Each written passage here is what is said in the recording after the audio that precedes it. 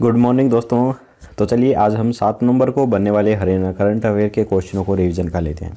लेकिन उससे पहले मैं आपको बता दूं कि अगर आपने अभी तक हमारी हरियाणा करंट अफेयर की कोई भी वीडियो मिस की है तो आपको वो दोबारा से देखने की ज़रूरत नहीं है। आप हमारे हरियाणा करंट अफेयर के क्वेश्चनों को PDF के रूप में डाउनलोड करके भी पढ़ सकते हैं। 1 महीने की PDF आपको 15 रुपये में, 6 महीने की 40 रुपये में और 1 साल की 60 रुपये में मिलेगी। लिंक डिस्क्रिप्शन बॉक्स में अवेलेबल हैं, आप चाहें तो वहाँ पर जाकर इन्हें डाउनलोड भी कर सकते हैं। अगर आपको डाउनलोड करना नहीं आता है या फिर आपको डाउनलोड करने में कोई प्रॉब्लम हो रही है तो आपको स्क्रीन पर दिए गए व्हाट्सएप नंबर पर हमें मैसेज करना है। हम आपको जो PDF है वो व्हाट्सएप के द्वारा ही सेंड कर देंगे। तो चलिए शुरू करते हैं आज की वीडियो। तो पहला प्रश्न है कि प्रदेश के किस जिले का AQI रिकॉर्ड तोड़ 552 दर्ज किया गया है। तो ये दर्ज किया गया है फतेहाबाद का। आपको पता ही है पिछले कुछ दिनों से हरियाणा का जो AQI है वो काफ़ी ज़्यादा बढ़ रहा है और पोल्यूशन का स्तर है वो काफ़ी ज़्यादा हरियाणा के अधिकतर ज़िलों के अंदर ख़राब हो रहा है। तो इसके अंदर जो फतेहाबाद है इसका रिकॉर्ड 552 AQI दर्ज किया गया है, जो कि बेहद ही खतरनाक स्थिति है। प्रदेश में प्रदूषण से पूरे हरियाणा की हवा खराब हो चुकी है। अब खुले में सांस लेने में भी लोगों को काफ़ी दिक्कत होने लगी है। गुरुवार को फतेहाबाद में एयर क्वालिटी इंडेक्स है वो 552 दर्ज किया गया है। यह प्रदूषण का बेहद ही गंभीर व एमरजेंसी स्तर है। 9 जिलों में यह 400 के ऊपर गंभीर स्तर पर पहुंच चुका है। 8 जिलों में यह 300 से ऊपर रहा है। इसे बहुत खराब माना जाता है। 3 जिलों में AQI 200 से अधिक रहा है, जो कि प्रदूषण का काफ़ी खराब स्तर है।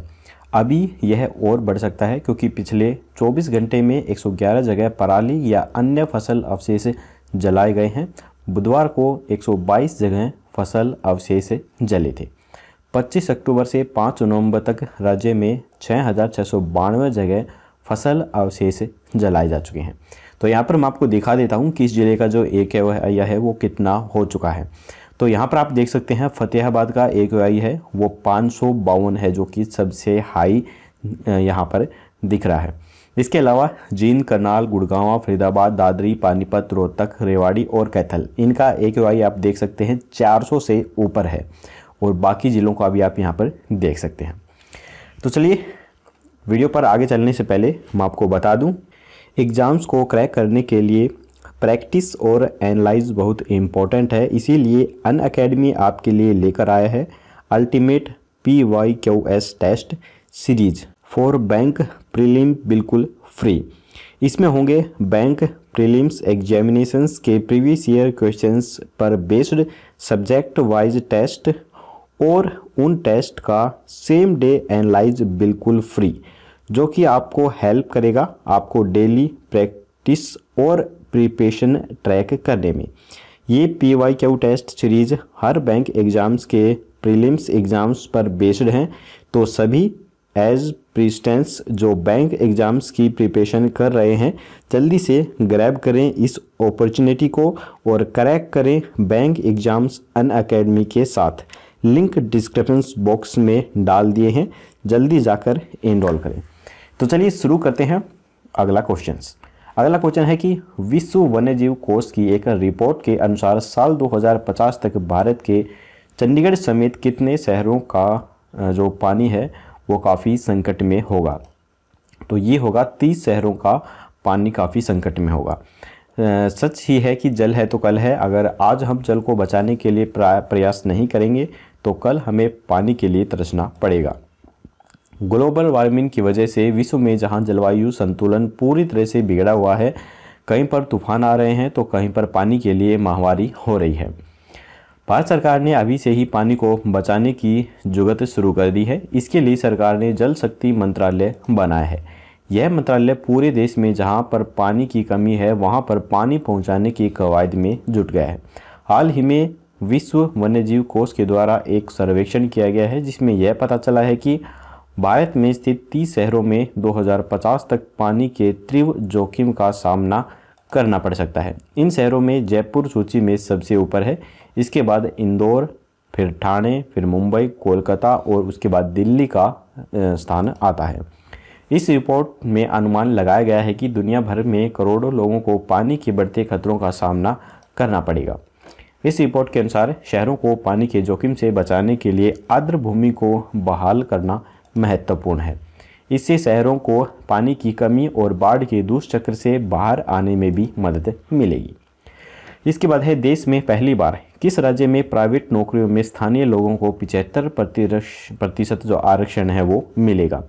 तो यह दिया गया है हरियाणा के अंदर। विधानसभा ने प्राइवेट सेक्टर में 75% नौकरियां हरियाणा के मूल निवासियों के लिए आरक्षित करने का प्रस्ताव पारित कर दिया है। देश में पहली बार प्राइवेट सेक्टर में आरक्षण देने का प्रस्ताव पारित किया गया है। हरियाणा विधानसभा ने इस प्रस्ताव को सर्वसम्मति से पास किया है। हरियाणा सरकार का यह विधेयक 50,000 रुपये मासिक सैलरी तक ही लागू होगा। इससे ज़्यादा वेतन वालों पर इसका असर नहीं होगा।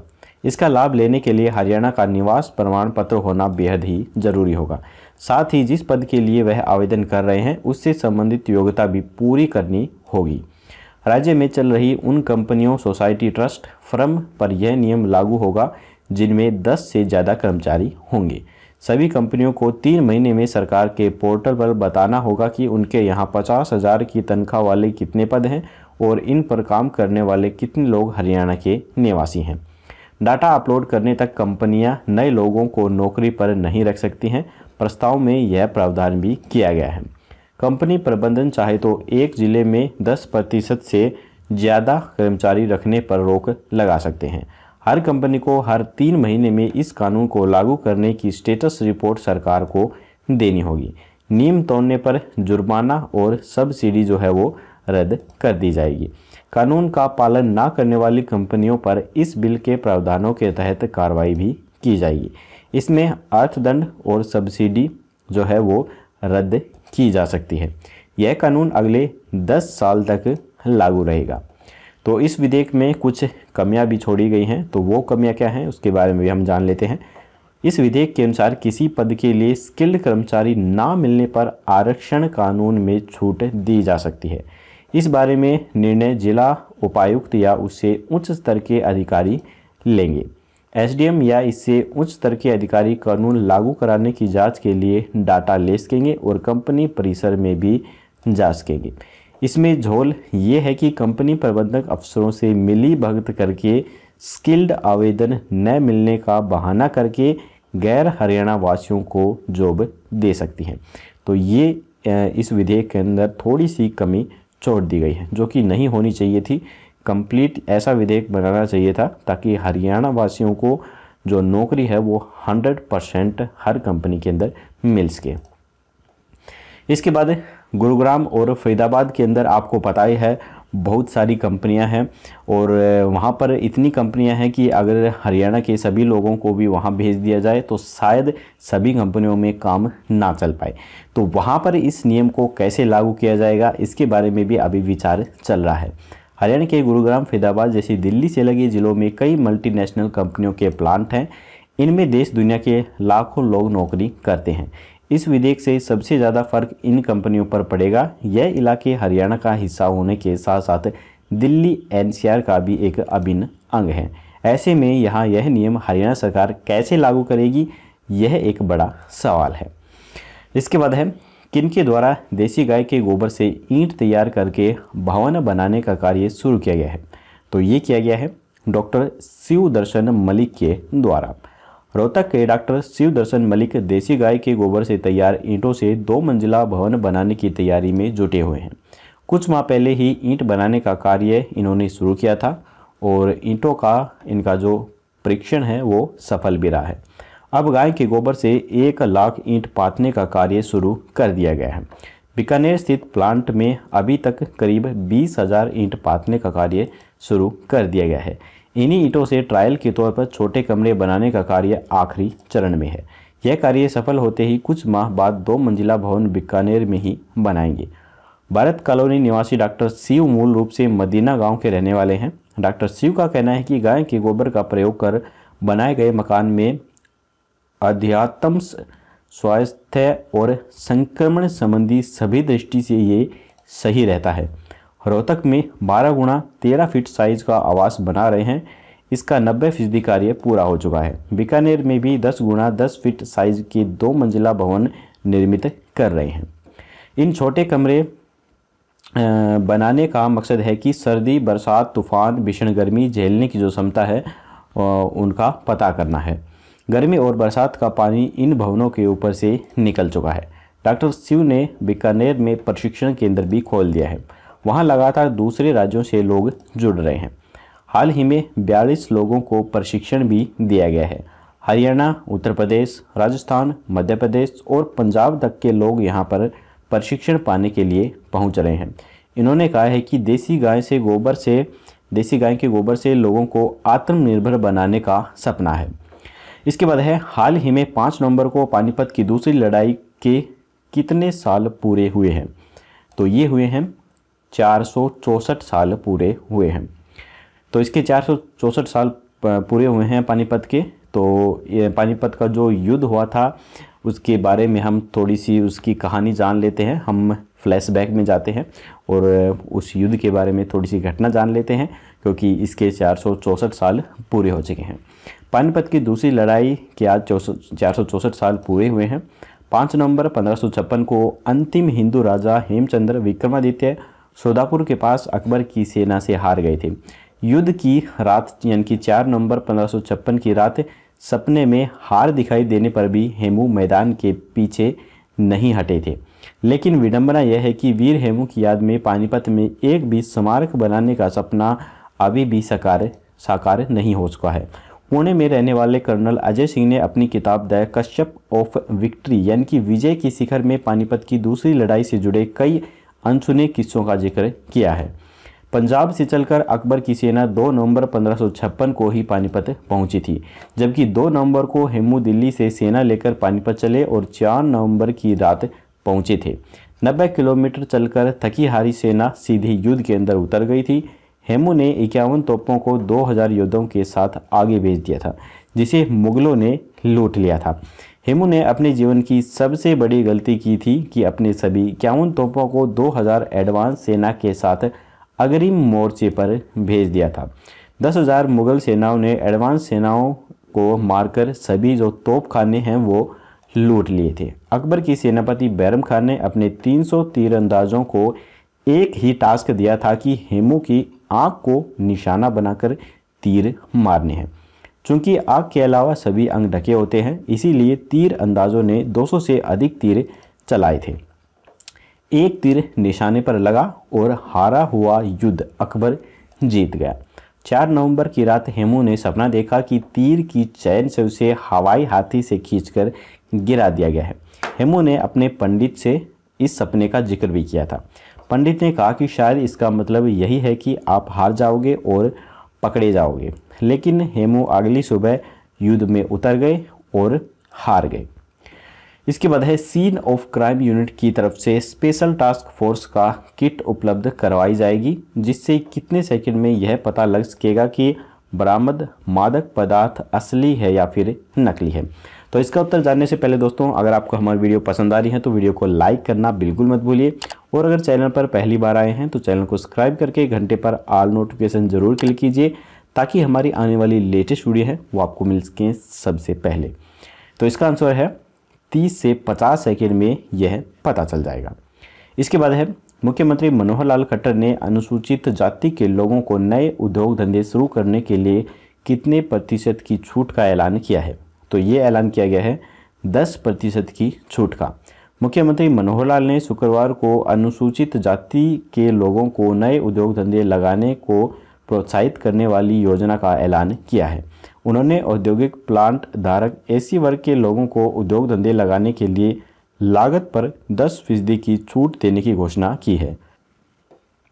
मुख्यमंत्री मनोहर लाल ने विधानसभा में घोषणा की है कि हरियाणा राज्य औद्योगिक एवं आधारभूत संरचना विकास निगम का औद्योगिक प्लाट यदि किसी अनुसूचित जाति के उम्मीदवार को आवंटित होता है या वह खुली बोली में प्लाट लेता है तो सरकार लागत में 10% की छूट उन्हें देगी।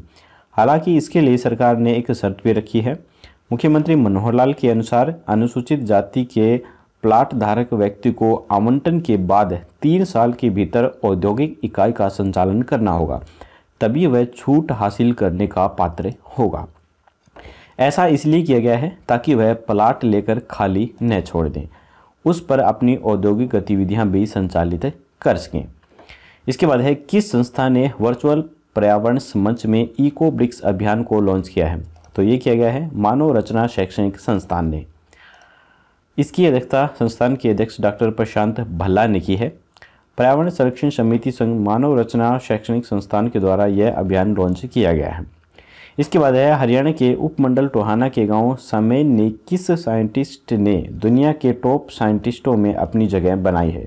तो ये बनाई है प्रोफेसर बलजीत सिंह ने। इनकी फ़ोटो मैं आपको दिखा देता हूँ, यही है प्रोफेसर बलजीत सिंह। बलजीत गिल को अमेरिका के स्टैनफोर्ड यूनिवर्सिटी के द्वारा बनाई गई टॉप साइंटिस्टों में जगह मिली है। यह लिस्ट प्लास बायोलॉजी इंटरवेंशंस जर्नल में प्रकाशित हुई है। बलजीत सिंह फिलहाल चंडीगढ़ के सेक्टर 11 स्थित पोस्ट ग्रेजुएट गवर्नमेंट कॉलेज में मैथमेटिक्स के प्रोफेसर हैं। प्रोफेसर बलजीत गिल का परिवार हिसार रहता है। कॉलेज कैडर में यह उपलब्धि प्राप्त करने वाले प्रोफेसर बलजीत सिंह समूचे उत्तरी भारत में एकमात्र साइंटिस्ट हैं। इस सूची में दुनिया के लगभग 1,60,000 व देश के लगभग 7,800 साइंटिस्टों को शामिल किया गया है। प्रोफेसर बलजीत सिंह के अभी तक कुल 107 शोध पत्र प्रकाशित हुए हैं जो कि मैकेनिक्स पर हैं। बलजीत सिंह ने 2015 से 2018 तक रिसर्च प्रोजेक्ट को बखूबी पूरा भी किया है। इसके बाद है गुरुग्राम के किस रोड पर जल्द ही 24 लेन का टोल प्लाजा शुरू किया जाएगा? तो ये किया जाएगा सोहना रोड पर। गुड़गांव सोहना रोड हाईवे से मेवात तक राजस्थान जाने आने वाले दिनों में महंगा होने वाला है। सोहना रोड पर भौंसी व घामडोज के बीच टोल प्लाजा बनाने का कार्य तेजी से किया जा रहा है जो कि कुल 24 लेन का होगा। दोनों तरफ 12-12 लेनें बनाई जाएंगी। 6 लेन के इस हाईवे पर ट्रैफिक जाम से निपटने के लिए शुरुआत में ही 24 लेन का टोल बनाने की प्लानिंग की गई है। टोल प्लाजा हाईवे के 6 लेन किए जाने और एलिवेटेड फ्लाइट्स का निर्माण कार्य पूरा होने के बाद शुरू किया जाएगा।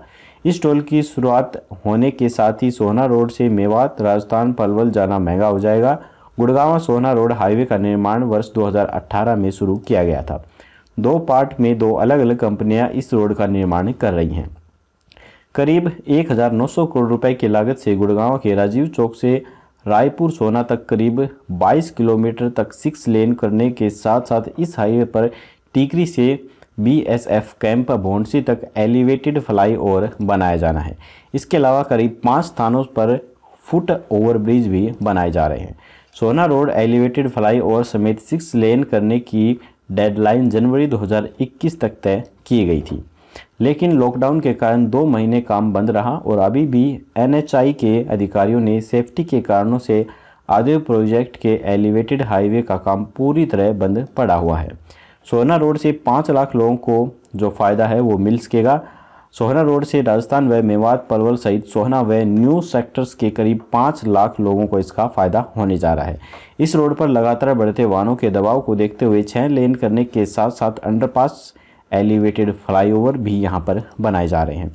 यह दिल्ली जयपुर हाईवे के बाद जिला का दूसरा सबसे व्यस्त रोड है। यह रोड सोहना पलवल मेवात व राजस्थान को भी जोड़ता है।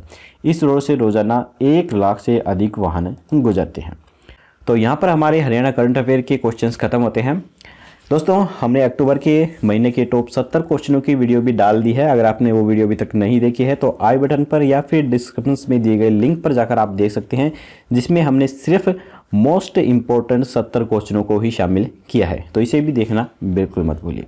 तो चलिए अब हम अपना एक रिवीजन टेस्ट भी लगा लेते हैं। तो पहला प्रश्न है, प्रदेश में किस जिले का AQI रिकॉर्ड तोड़ 552 दर्ज किया गया है?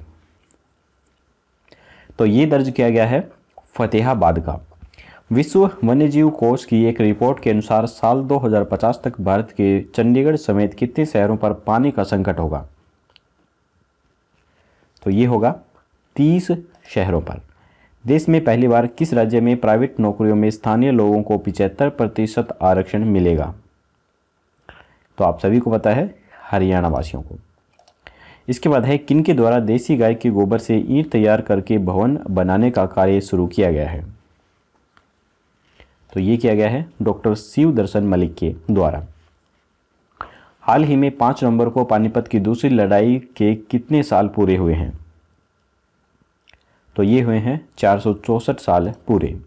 सीन ऑफ क्राइम यूनिट की तरफ से स्पेशल टास्क फोर्स का किट उपलब्ध करवाई जाएगी, जिससे कितने सेकंड में पता चल सकेगा कि बरामद मादक पदार्थ असली है या फिर नकली है।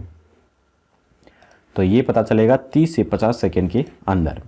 मुख्यमंत्री मनोहर लाल खट्टर ने अनुसूचित जाति के लोगों को नए उद्योग धंधे शुरू करने के लिए कितने प्रतिशत की छूट का ऐलान किया है? तो ये किया गया है 10% छूट का ऐलान। किस संस्था ने वर्चुअल पर्यावरण मंच में इको ब्रिक्स अभियान को लॉन्च किया है? तो ये किया है मानव रचना शैक्षणिक संस्थान ने। हरियाणा के उपमंडल टोहाना के गांव समेन के किस साइंटिस्ट ने दुनिया के टॉप साइंटिस्टों में अपनी जगह बनाई है? तो ये बनाई है प्रोफेसर बलजीत सिंह ने। गुरुग्राम के किस रोड पर जल्द ही 24 लेन का टोल प्लाजा शुरू किया जाएगा? तो ये शुरू किया जाएगा सोहना रोड पर। तो यहाँ पर हमारे जो रिवीजन टेस्ट हैं ये भी खत्म होते हैं। अब हम देख लेते हैं कल का क्वेश्चंस। कल हमने आपसे पूछा था कि हरियाणा के किस जिले में री इंजीनियरिंग ह्यूमन लाइफ विषय पर ऑनलाइन सेमिनार का आयोजन किया गया? तो काफ़ी सारे स्टूडेंट ने इसका सही आंसर दिया था। ये आयोजन किया गया अम्बाला के अंदर। ये हमारा राइट आंसर है। तो चलिए अब हम आज का क्वेश्चन देख लेते हैं। आज का क्वेश्चन है कि हाल ही में हरियाणा के किस जिले को 2 माह में कैटल फ्री शहर बनाने की शुरुआत की गई है? तो यहाँ पर 4 ऑप्शन है, अम्बाला, पानीपत, पंचकुला या फिर चंडीगढ़। आपको राइट ऑप्शन हमें कमेंट बॉक्स में बताना है। कल की वीडियो में आपको इसका जवाब मिल जाएगा। तो आज की वीडियो दोस्तों यहीं पर ख़त्म होती है। अगर आपको वीडियो पसंद आई हो तो लाइक जरूर कीजिएगा और अपने दोस्तों के साथ शेयर करना बिल्कुल मत भूलिए। तो चलिए कल मिलेंगे ऐसी ही एक और नई वीडियो के साथ। तब तक के लिए जय हिंद, जय भारत।